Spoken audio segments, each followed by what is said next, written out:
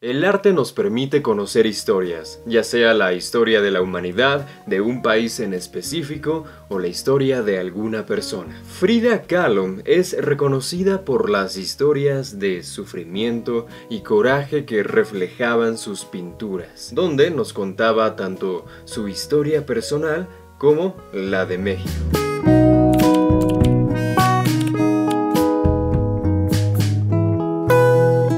Frida Kahlo, probablemente la pintora mexicana más influyente en la historia, nació en Coyoacán, dentro de la Ciudad de México, en 1907.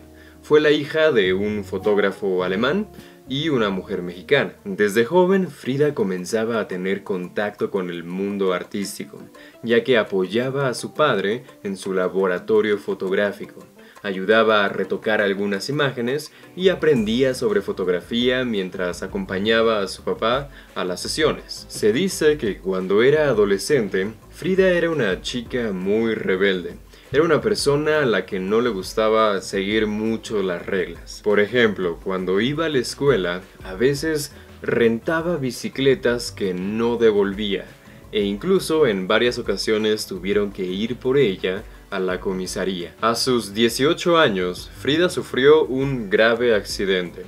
Mientras viajaba en autobús, este fue arrollado por un tranvía, lo que evidentemente le causó muchas lesiones. Frida se fracturó varios huesos. Tuvo lesiones en lugares como la columna vertebral, la clavícula, las costillas o el hombro. Después del accidente, dado que no podía moverse mucho mientras se recuperaba, Frida comenzó a pintar. Una de las obras más populares de Kahlo es La columna rota, pintada en 1944. Esta es una representación del dolor que tuvo que pasar cuando tuvo el accidente, el cual estuvo presente a lo largo de su vida. Kahlo fue operada en múltiples ocasiones. Una vez cuando tuvo el accidente en el autobús, después tuvo 3 embarazos que terminaron en abortos y también parte de la pierna derecha le fue amputada por riesgos de una enfermedad. Sin duda, tanto estas experiencias como el entorno social en el que vivía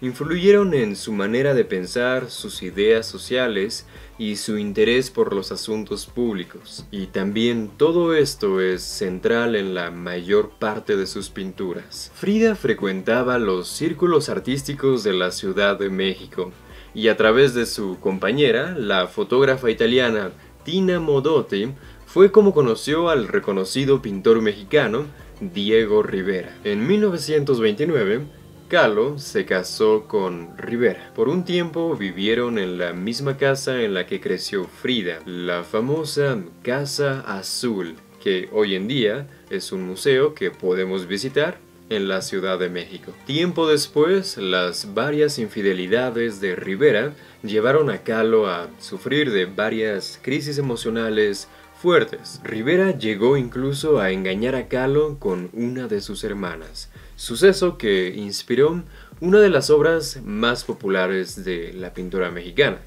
Diego y yo. Se divorciaron una década después, en 1939, pero un año después de eso, volvieron a casarse. A pesar de que el estilo del trabajo de Kahlo fuera considerado como surrealista, ella decía que no era parte de ese movimiento. De hecho, en 1938, cuando Frida tuvo su primera exposición individual en Nueva York, el creador del surrealismo, André Breton, decía que su trabajo era surrealista, pero esto Frida lo rechazó.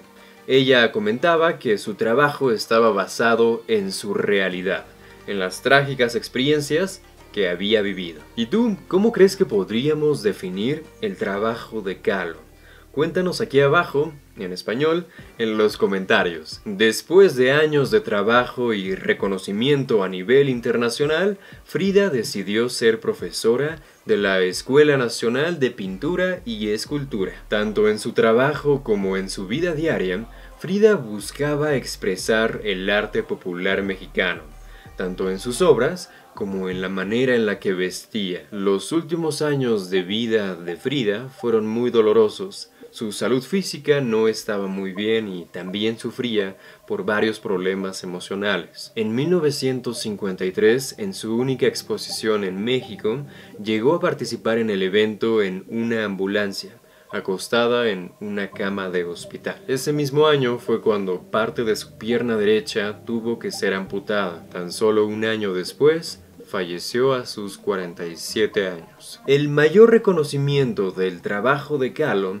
llegó después de su muerte. Algunas décadas después, el cineasta mexicano Paul Leduc produjo una película sobre Kahlo, ganadora del premio Ariel en México en 1985, considerada la mejor película del año. En 2002, la cineasta estadounidense Julie Taymor produce su versión de la historia de Frida, en la que la actriz mexicana Salma Hayek recibe un premio Oscar por su caracterización e interpretación de Kahlo. Y por supuesto, Frida hoy en día es parte de la cultura popular. Es cada vez más común ver su rostro o sus obras plasmados en millones de objetos de merchandising en todo el mundo. Es realmente todo un fenómeno comercial. ¿Crees que ella se imaginaba que pasaría todo esto? ¿Quieres conocer varias de sus pinturas más populares? Entre ellas tenemos Las dos Fridas,